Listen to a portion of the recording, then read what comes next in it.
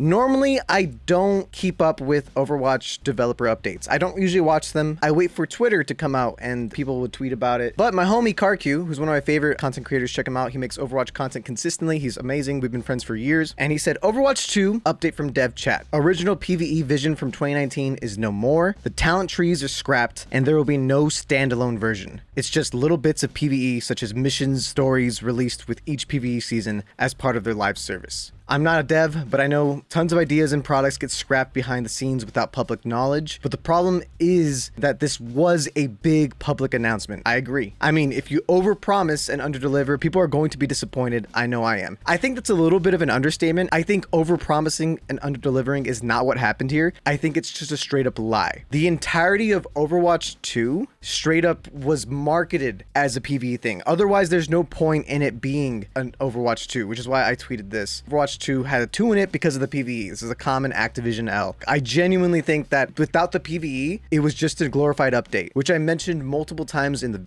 videos, and I've had this belief since Overwatch 2 came out. And since the PvE is now being scrapped and they're just going to do these like story events, which is something that they did in Overwatch 1, there's nothing really different between Overwatch 2 and Overwatch 1, except for the fact that in Overwatch 2, you have 5 heroes with 1 tank on each team. That's it. There's literally nothing else different. It's a huge lie to boost player base. Slapping a 2 on it is a huge L. I know it wasn't an easy decision for the team, but this just sucks, man. I just don't think they had enough resources to get it out on time, as Aaron said, without a definitive end date in sight. So the business strategy now is always prioritize the live service game. There still is PvE, it's just going to be packaged differently with continual smaller content drops alongside the PvP seasons. Story-based events and new story arc for Overwatch 2, co-op features, canon and not canon, hero mastery missions, LTMs. So that's fine for some people. That may fulfill some people's need for PvE, but to be completely honest, I know a lot of Overwatch content creators came in to Overwatch 2 guns a-blazing. They went all in, they put all their eggs in this basket expecting the PvE to be this other thing that can provide more content for them, and I do think this is so disrespectful to them. This is people's livelihoods, you know, people really do love this game and want the game to thrive, but when stuff like this happens, like where you're just straight up being lied to, it's absolutely ridiculous and absolutely unfair. Like I know Siegel said he's still gonna play Overwatch 2 every now and then, but like he was really drawn in by the PvE that they showed him. Like he got to play the PvE early, so it existed at one point. That was the big draw. Tough to say goodbye to a huge part of the PvE appeal, which was the talent tree. Maybe parts of it get repurposed or repackaged in the future. Wasn't Overwatch a product of a failed Blizzard game, Project Titan? Maybe it's just the copium talking. I think that is a little bit of the copium talking. I think that Karq obviously just wants to see this talent tree be brought in some way, shape, or form. I was excited for the talent tree. I like the idea of like having a Reinhardt with like a different type of Earth Shatter, or like Tracer with a different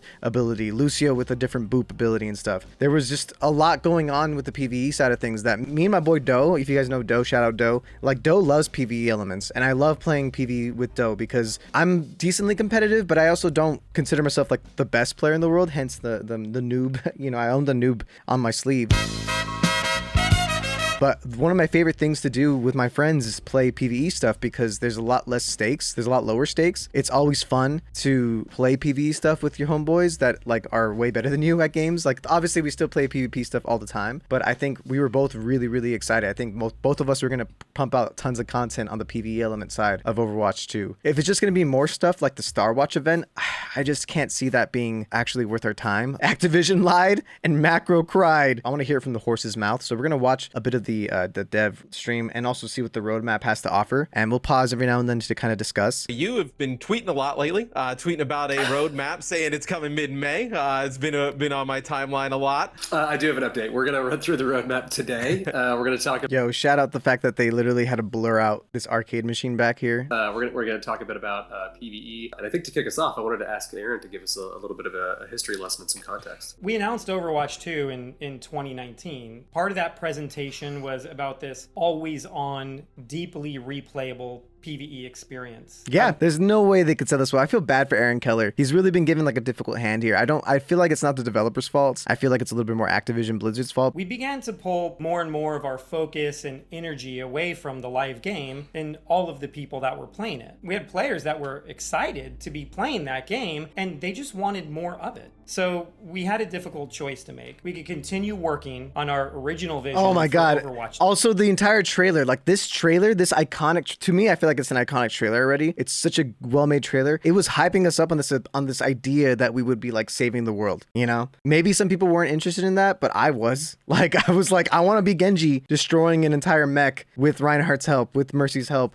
with Echo's help. God, this is so frustrating, dude. 2, without a definitive end date in sight, or change our strategy and get something in front of players sooner. We chose the latter, and we released Overwatch 2 last October with new heroes, new maps, new modes, and regular seasonal updates. But more than that, we shifted our values for how we want to develop the game. No longer would we store content up for really big releases and leave the game sort of languishing on the side. Now we made a commitment to always prioritize the live game and all of the people playing it, and to devote our development efforts there. This game is nothing without all of you. Yeah, and I really can't. Really, man, Aaron, like I said, Aaron is doing such a hard job. He's gonna have to take the brunt of all the hate from fans and stuff here. Like he's really setting us up. Like imagine this came out live and you're like, okay, this is good. This is like, he's mentioning the live service game. Okay, where's he going? Constantly revisiting the roadmap behind the scenes to make sure that what we're planning to deliver is going to be great for everyone out there. And that really has been an awesome experience for us. And partially it's because we feel like we're able to deliver a better game to all of you. And partially it's because we hope that you're enjoying it more than previously when the original game was kind of slowing down a little bit in development. Oh, God. But at the same time, development on the PvE experience really hasn't made the progress that we would have hoped.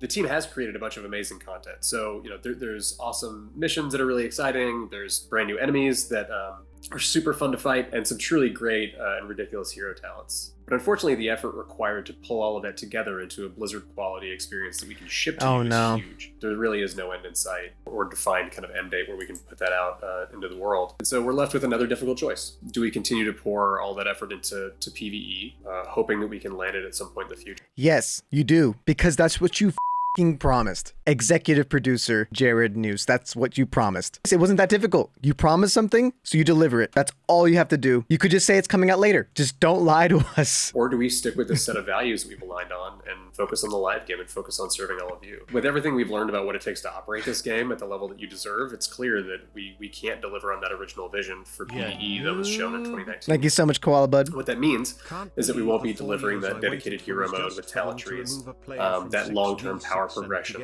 Those things just aren't in our plans anymore. Happens, Koala. And happens. we know that this is going to be disappointing. Thank you for this 29 months. We wanted to bring it up before we talked about the roadmap. And to be perfectly honest, it's been really difficult for many of us and a lot of folks on the team who've poured their heart and soul into that stuff. Going forward, though, rather than doing a big one-time PvE releasing and so like, I am glad that at least at bare minimum they're not scrapping all of the hard work people put into the PvE, and they are going to be releasing like these events and stuff. But we gotta be honest, dude. It's upsetting. And rather than pouring all of our efforts into these singular releases, we're planning to make co-op gameplay and co-op experiences just part of our live roadmap. So we want you to be able to experience it more often and with more variety than we had originally announced. Like, this is such a terrible sell, dude. It's like they're trying to spin it as a good thing, but it's just not. To be completely honest with you, this is just Overwatch 1 then, because Overwatch 1 had the same exact thing. When Overwatch 1 was in its prime, we would still get events that added to the story, that added some PvE elements. We fought robots, we fought NPCs, and we loved it. But now, because we were told we were going to have this cool, like, full-on legitimate campaign, this feels like a step backwards. Our first major story-based event featuring a new set of missions, and it'll kick off a brand new story arc for Overwatch. And beyond that, we have a lot more co-op features planned. Some canon and some very not canon. And we just want to give ourselves flexibility to explore the universe of Overwatch and its cast of heroes and villains, as well as just try new things. We're going to continue to find the most exciting ways of bringing new experiences to the running game on a frequent and consistent basis. Let's bring up that roadmap. Yeah, it's kind of ridiculous actually when you see it all laid out like this. Also, we're not getting a hero for the next 2 seasons. I just realized. Oh no, we're getting one. We're getting a support hero season 6. So season 5, we don't get a new hero. Let me just do a quick run through. There's a lot to absorb, and we'll be talking a lot more about this in the coming months. But in season 5, you see us dip our toes into that very non-canonical storytelling that Aaron mentioned.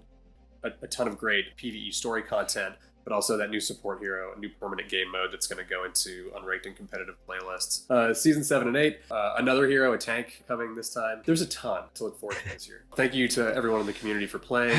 Thank you for supporting each other. Thank you for supporting our team. Can't wait to hear what you think of everything we have coming. Please do send me. Let's hear what they think. The skill trees seem to be the most unique and fun aspect of PvE. Really disappointed yet again that it'll be excluded. I wish Blizzard still listened to their fans like they used to. It's saddening that we won't see PvE mode in Overwatch 2. Agreed. I'm not like that one. 2019, we're slowing down on Overwatch 1 to bring some awesome PvE content. 2020, oops, COVID hit, but don't worry, Overwatch 2 and all that awesome PvE stuff is basically playable right now. 2021, any day now, this PvE content's amazing. 2022, right, we're releasing Overwatch 2 now. None of the PvE stuff right now, that's coming later so we can make it awesome. 2023, PvE has been canceled. I'm a big fan of Overwatch. I wanted it to be successful, and I was extremely excited for the PvE, but without the PvE element, it just feels like I was duped. I was bamboozled. I was scammed. Let me know in the comments down below if you were a fan of Overwatch 2. How does this news affect you? Are you still going to keep playing the game? Are you going to play the game but like maybe less? Or are you just like done? Or do you not care at all? You're just like, who cares? And I'm just going to keep playing. Let me know in the comments down below. Thank you so much for watching. Thank you so much for vibing.